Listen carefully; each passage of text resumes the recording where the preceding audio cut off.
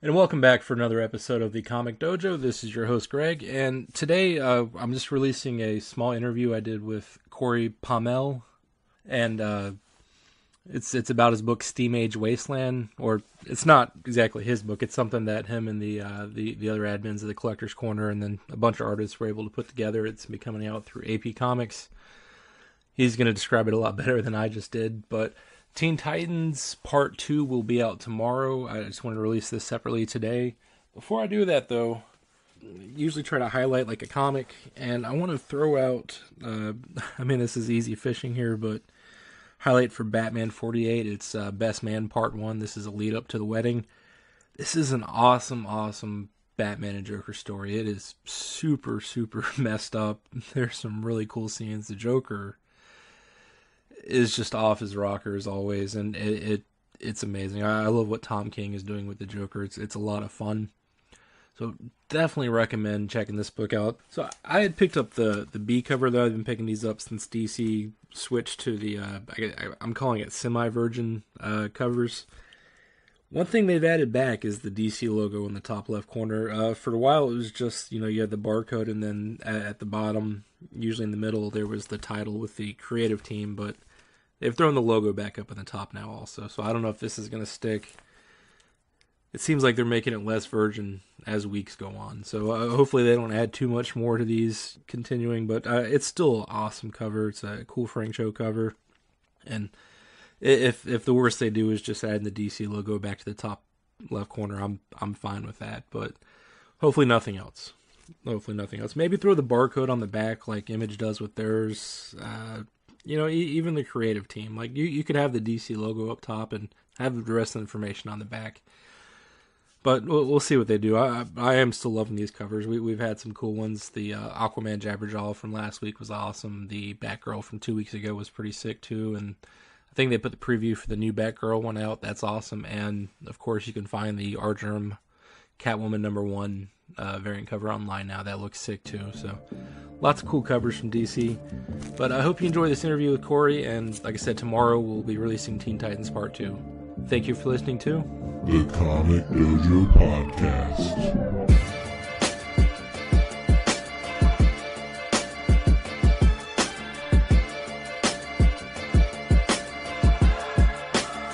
All right, and I'm here with Cory Pommell, also known as the Beard from the Collector's Corner.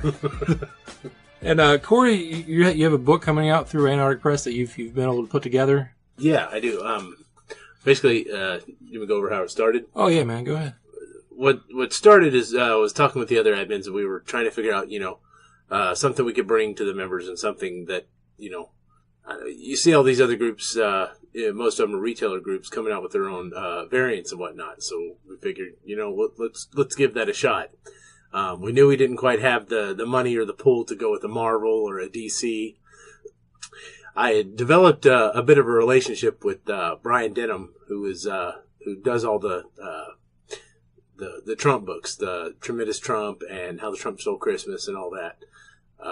So I went to him and I said, hey, Antarctic Press, what would it take for us to get a exclusive cover through you guys? And, he walked me through it. About 300 books is what we'd have to get. But he said, why are you doing that? Why don't you just, do your own book? And I sat there for him like, that's an option. I didn't even consider, doing anything like that, because I know that costs money. That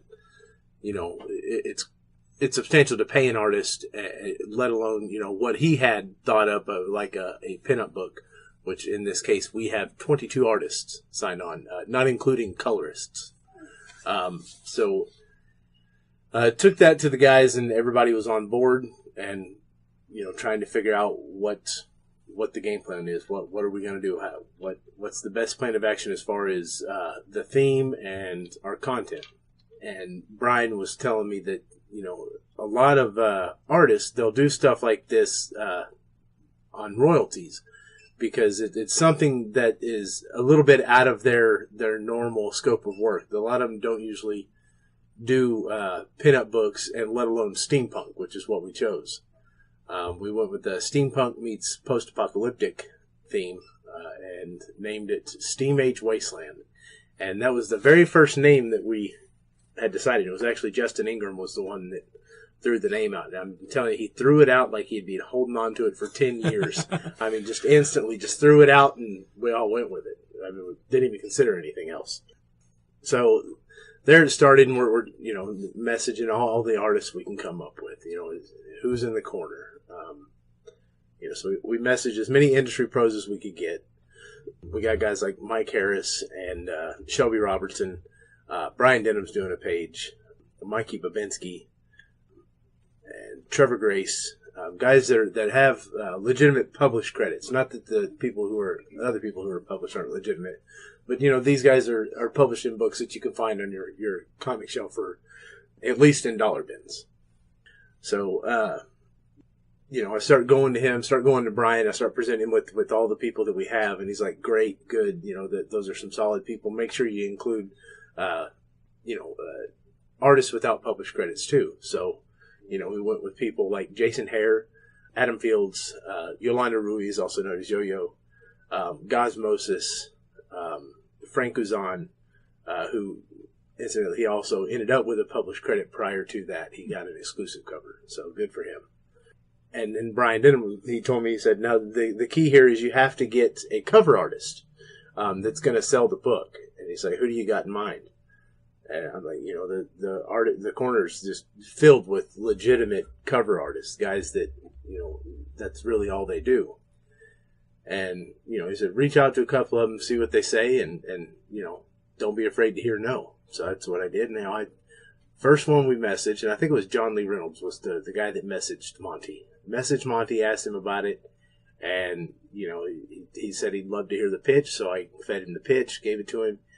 I was fully expecting to hear no. It's like, then he started giving me ideas and pointers and ways to market the book and stuff like that. And I don't even think he actually said the physical word yes. I think he was just implied that he was in and just started giving me all these pointers on how to market, when to let people show stuff, and, send teasers and this, that, and the other. That's pretty well where we are now. And, it was really hard to keep it a secret. It was really, really hard to keep it a secret. I can imagine the excitement is just bubbling out when you first hear about it. It's like, yes, I get a book. Yeah. And, don't get me wrong, all I did really, I take no credit for this. All I did was point directions.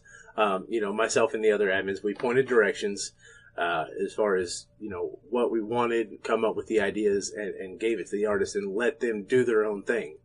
And, and that was that also. That's one of the biggest things, one of our main reasons for wanting to go with Antarctic Press is they let the creators retain all rights to their property.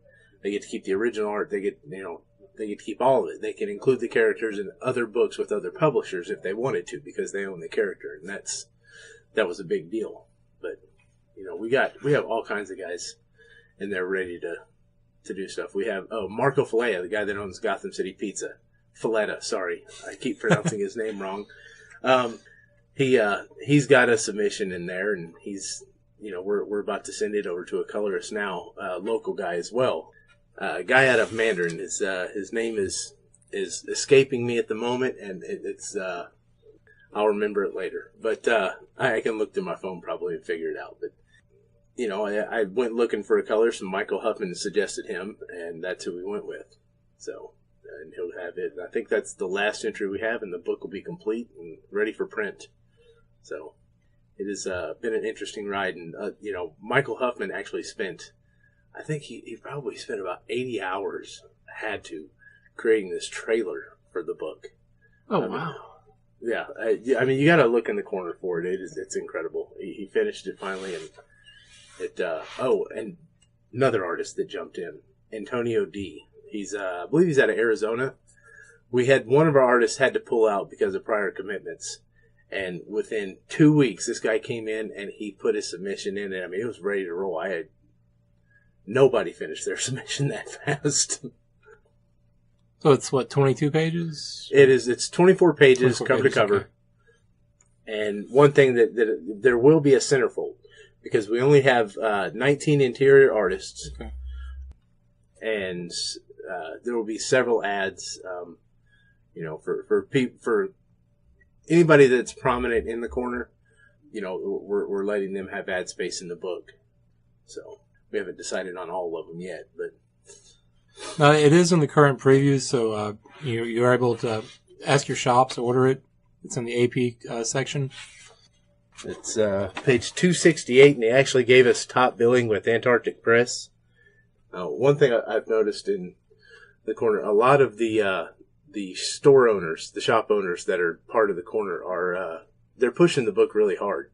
I mean, they're going as far as setting up sign-up sheets for people to receive the book, which, that's something you only hear about with, big DC and Marvel events. So, I'm hoping, and these may be high hopes, I'm hoping that we can break into the top 250. It doesn't really happen with a book like this, but I would think with the following that the corner has and the amount of artists that, we have in it, I don't think it's out of the realm of possibility. Now, for anybody that's listening that's not a part of the corner, hit me up on Facebook through the Comic Dojo page. We can get you added if you just love comics, love talking about them. We don't like assholes, though, so no assholes allowed. The number one rule is don't be a dick. Yeah. Literally, that is the first rule of the group. But if you haven't heard of the corner, it's a fantastic group. People post videos of their weekly pools, just comics, and it's a great place just to converse with other comic lovers about anything comic-wise. It's variants, old issues, new issues. There's always contests going on. Post your selfie with your favorite book. They do stuff like that. So it's a great group for anybody that's not part of it yet. Now, you're also doing a Tony Daniel signing? Yes, I'll be doing a Tony Daniel signing as well. But also, as far as the group, I mean, we're heavy in creator member. I mean, you got, guys from the indie circuit, like the Trevor Grace, and the old school guys. Chuck Dixon's a member, Fabian Nicieza. It goes all the way up to guys like Stanley Lau, Art Germ. I mean, there's just everywhere in between. John Boy Myers,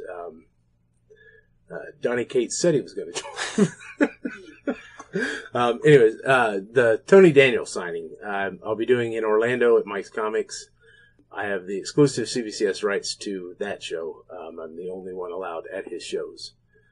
Not Tony Daniel, at Mike Priest at his shows. Because of something that I helped, some fences that I helped mend. So I guess it's a thank you, and I appreciate that. So. Cool. You do a lot of signings also through your corner certified signatures. We've had Art Germ, John Tyler Christopher, Ethan Van Sciver. See who else we had. MegaCon's just over.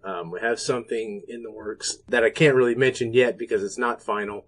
But we have the Tony Daniel, and I'll also be going to Tampa Bay Comic-Con in August, and I'll have a second Art Germ signing coming up very soon. Sweet. As well. So yeah, anybody interested in that kind of stuff, said hit up our Facebook page, and I'll get you linked over to the proper channels. If you like signatures, it's a really great group to be a part of, and it's awesome. Appreciate it, man. Yeah, thanks, John.